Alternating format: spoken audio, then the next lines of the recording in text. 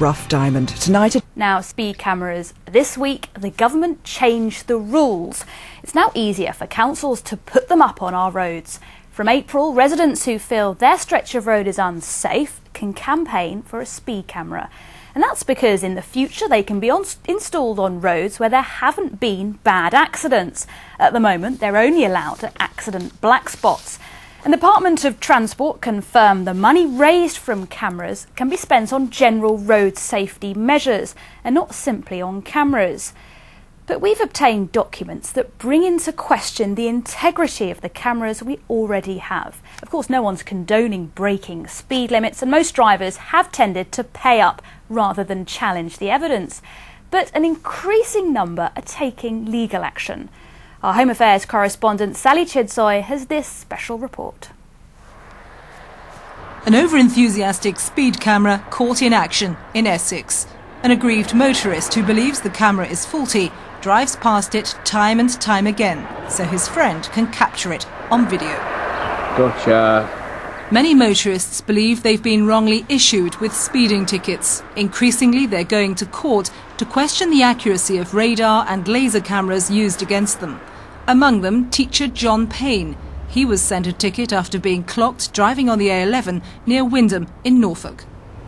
Back in 2004, when the speeding fine dropped onto the doormat, the car had a problem with its exhaust and it was very loud to drive. So if I had been doing 92 miles an hour, I would be worse off not just by several £100 and 3 penalty points, but I'd probably be deaf as well. Representing himself in court, he argued the laser gun was handled incorrectly. He lost and is appealing against a fine and costs totalling over £500. The crosshairs, which they used to target the beam of light onto the car, were actually swinging all over the place. Also, on the information bar on the screen, there were several error codes flashed up. And really, the moment where the speed camera reading was taken was just a fraction of a second. And then there were more error codes on the other side as well. Walter Probyn's another motorist challenging the system. He says this radar camera in Clacton was faulty when it flashed him. His case has been adjourned at court 20 times so far at huge public expense. I would have paid £60 rather than go through all this if I'd been guilty. Walter says much of the delay was caused by the refusal of the Essex Safety Camera Partnership to disclose technical evidence on the camera. In the end, they allowed a forensic engineer for the defence to inspect the film, and he concluded the camera was indeed faulty.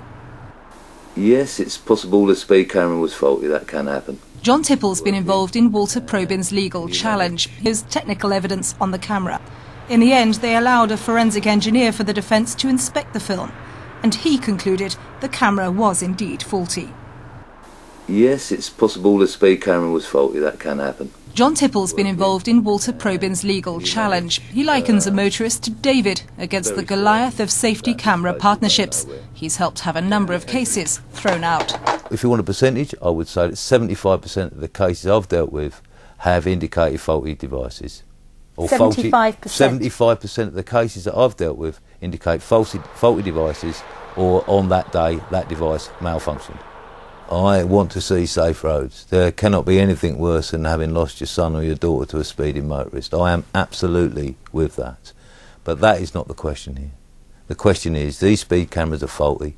How does an ordinary person manage to prove that without the assistance of trained people? Calibration certificates must be issued annually on all speed cameras. They undergo an MOT-type test.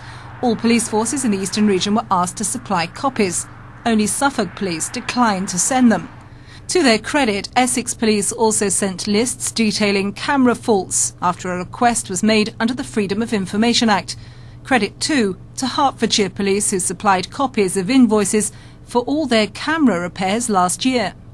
I'm totally surprised you've got hold of it, because in the cases in which I'm involved, there's been a huge battle to get information like this, the sort of information I need to be able to give a technical assessment. You wouldn't expect any equipment to be working perfectly all the time. But what we don't know here is, did they do the calibration, and did that reveal there were problems with the camera, and they've then, as a result of that, changed these various parts? Or have they done the service before MOT type of approach? But whatever happened, at the time of the calibration, they recognise there's a problem with this particular camera, and you won't know for how long that problem's been there. The Safe Speed campaign is calling for justice for drivers. As soon as you have to repair the camera during annual calibration, you do not have knowledge that the camera was performing correctly at any point during the previous 12 months. Now, if the camera has been used to secure convictions in the previous 12 months, and I presume most of them have, then those convictions are unsafe. This speed camera in Harwich is also at the centre of a legal battle, this time between a taxi driver and the Essex Safety Camera Partnership. The case has come up 18 times so far as defence lawyers fight for technical evidence on the camera.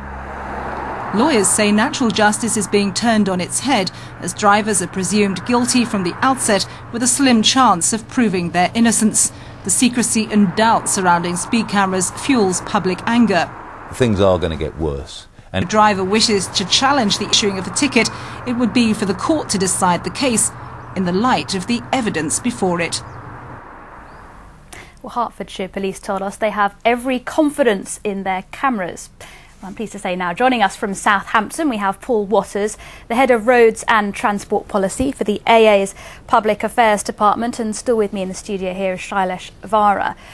Shailesh Vara, firstly, ACPO have told us that speed camera lobbyists have repeatedly raised this issue in the past but have been consistently proved wrong. But given what we've just seen, are you concerned by the evidence we found? Certainly, I'm very concerned, and let me make it clear at the outset that I think that speed cameras are useful, they do help to curb dangerous driving, but the issue here is when cameras are wrong, and as we've clearly seen the evidence there, that these are machines are fallible, and they do go wrong, and I think therefore to have such a blanket statement that there's full confidence. I've had people in my surgeries coming and saying that, look, you know, their livelihoods are threatened because of what they believe to be faulty cameras, and it is an enormous job trying to prove otherwise. Sure. Paul Watters, what's the advice to the motorists then? These are difficult cases to bring about, aren't they? I think the advice to motorists is that most of these cameras are credible. Obviously they do make mistakes, and normally the processing officers spot the mistakes before they send the notice of intended prosecution anyway, so they do ditch quite a number of cases that aren't really stack-upable. But clearly the motoring public should have some concern, and as one of your earlier speakers said, that if it seems wrong, it might be wrong, and write to the processing office explaining your concerns. But I wouldn't want people to think these things are completely wrong. They are type approved, they do go through tests. Now, operational guidance is quite strict from ACPO as to how they use some of the laser devices that were mentioned, and providing the guidance is followed, the evidence should be pretty good.